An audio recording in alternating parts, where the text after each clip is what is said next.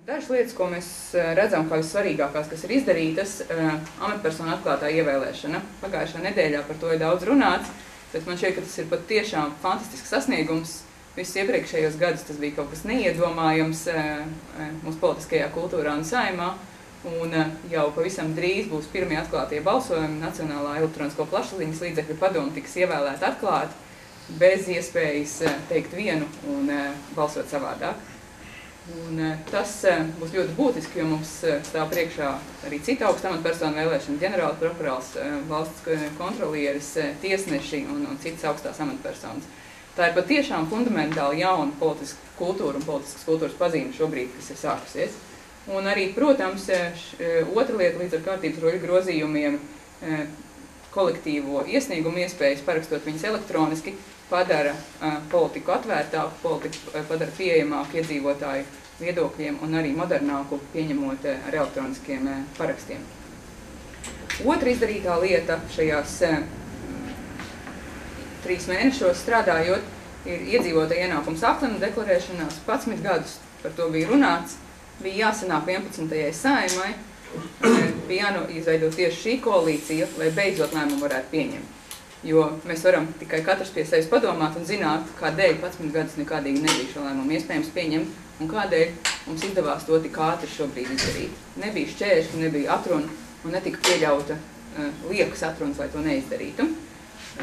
Līdz ar to tas ir arī viens fundamentāls sasniegums ekonomikas izskaušanai un daudz labākai pārvaldībai. Trešā izdarītā lieta – fiskālās disciplīnas likums. Pirmajā lasījumā, bet tās ir jautājums, kas bija mūsu priekšvēlēšana programmā, jautājums, kas ir ļoti, ļoti svarīgs tagad, kad mēs ejam ārā no krīzes, lai mēs atkal neaizrautos ar pārliecīgu tērēšanu un nesaprātīgu budžetu veidošanu. Mums ir vajadzīgs vienoties, kādi ir šo nosacījumi. Un papildus jau sagatavotajam šīs fiskālās disciplīnas likumam mūsu frakcijā ir sagatavojis priekšlikumu uz otro lasījumu par fiskālās padomas izveidi. Mūsu skatījumā viena papildus lieta, kas ir ļoti svarīga, lai šis likums būtu pilnīgs, neatkarīga fiskālās disciplīnas padome, kuras kompetencē būs makroekonomisko prognožu noteikšana un arī izvērtējums dažādiem lēmumiem, kāda būs to ietekme ilgtermiņā uz valsts budžetu un ekonomiku. Šāda padome, kas ļoti labi darbojas tieši efektīvākajās valstīs, kas šobrīd piedzīvo salīdzinoši mazāku ekonomisko krīzi, un tajā pārstāvot gan ministriju pārstāvis, gan akadēmiskās puses pārstāvis, tādējādi nodrošinot ekspertīzi un precizitāti. Līdz ar to par to turpināsim diskusiju mūsu frakcijas piedāvājums, lai nodrošinātu kvalitāti. Vēl viena izdarītā lieta, un kas arī turpināsies turpmākajā pusgadā, ir grozījumi pilsonības likumā. Tātad priekšlikums par dubultpilsonības atvieglošanu un arī priekšlikums, lai atvieglotu kārtību nepilsoņu bērnu reģistrācijai par pilsoņiem. Šī brīža mūsu sabiedrības situācijā ļoti svarīga lieta, kas bija arī minēta mūsu programmas saliedētības daļā, un ceram, ka ļoti ātrā veidā arī tiksim pie tās pieņemšanas. Uzskatām, ka tas ir ļoti, ļoti vajadzīgs solis un lēmums. Un noslēdzot par izdarītajiem darbiem, ir izveidotā darba grupa par pirmsreferendumu aģitācijas tiesisko regulējumu. Šobrīd šī joma ir tāds pilnīgi mežonīgs mežs, atļaujiet man teikt, jo nav nekādā veidā reglamentēts, par kādu naudu, cik lielā apmērā var aģitēt pirms referendumiem. Līdz ar to ir ļoti liels risks par to, kas mēģina un kādā veidā ietekmēt sabiedrības domu. Tādēļ ir ļoti svarīgi šis pirmsreferenduma aģitācijas tiesiskais regulējums. Darba grupa, manas kolēģis Ines Lībiņas-Ēgneres vadībā ir izveidota un strādā. Diemžēl šis tiesiskais regulējums vēl nedarbosies uz 18. februāra referendumu, bet līdz nākošajam jau tas ir jāpieņem un lai joma būtu sakārtota. Par dažām 12. gada prioritātēm, kā jau minēju, viņas daudzas gan saskarsies ar ministru piedāvāto, gan arī būs specifiski tieši no frakcijas virzīti jautājumi. Jautājumi, kas ir politiskās sistēmas reforma blokā, ir mūsu prioritāte viena no, un tādēļ mēs ceram, ka izdosies pārliecināt pārējos kolēģis saimā par satversmes grozījumu pieņemšanu par atklātiem valsts prezidentu un satversmes tiešsaknešu ievēlēšanu. Tātad tas viena nianse, kas ir vēl palikusi. lai visas amatpersonas tika ievēlētas atklāti.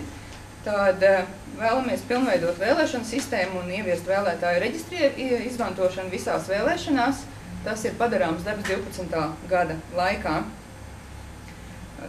Likumu par pašvaldību referendumiem, kā jau Edmunds minēja, ministrija būs izstrādājusi, bet mēs paredzām, ka šis būs viens no tādiem fundamentāliem diskusiju likumiem arī parlamentā, tādēļ šeit esam izcēluši.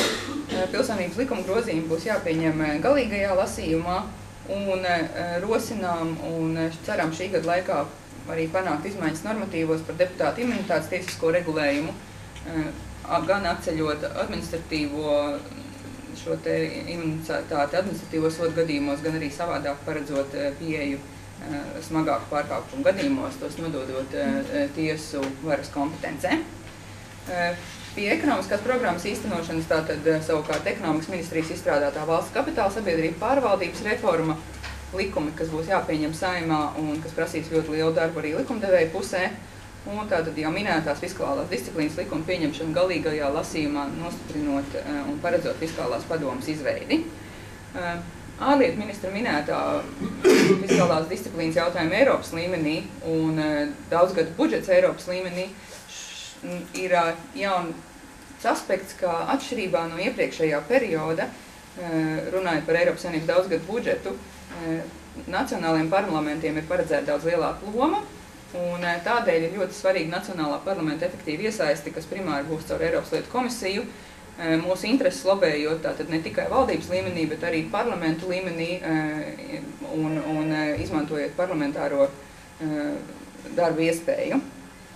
Un tātad Lisabonas līguma ratifikācija un jaunā Eiropas Savienības 26 valstu līguma ratifikācija arī stāv mums priekšā jau tuvākajā pusgadā. Un ir ļoti, ļoti svarīgs Saeimā padarāmais darbs. Un noslēdzot, tātad divas nozīmīgi aspekti ministru ir rosināts un kopā ar Saeimas frakciju izstrādāja, tātad ir darbspēka nodokļu reforma, kas būs jāizdiskutē visi aspekti un jāpieņem Saeimā.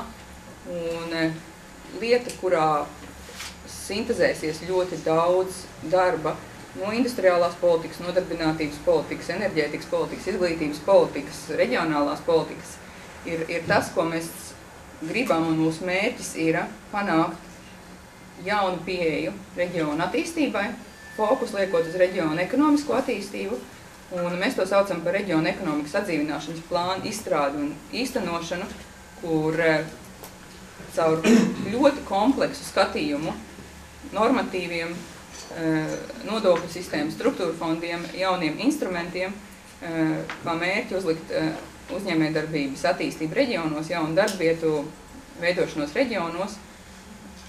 Viens īpašs projekts un kā pilotprojekts ir Latgales reģions, kurš ir šobrīd visgrūtākajā situācijā, bet šo pašu instrumentu, kas ir iespējami uzņēmējdarbības attīstībai, tādā kompleksā veidā, nevairs nozariskā skatījumā, īstenošana arī citos reģionos. Un, ļoti lielu uzmanību pievēršot tam, lai cilvēki būtu motivēti veidot savus uzņēmumus, lai cilvēki būtu motivēti strādāt un veidot darba vietas Latvijā.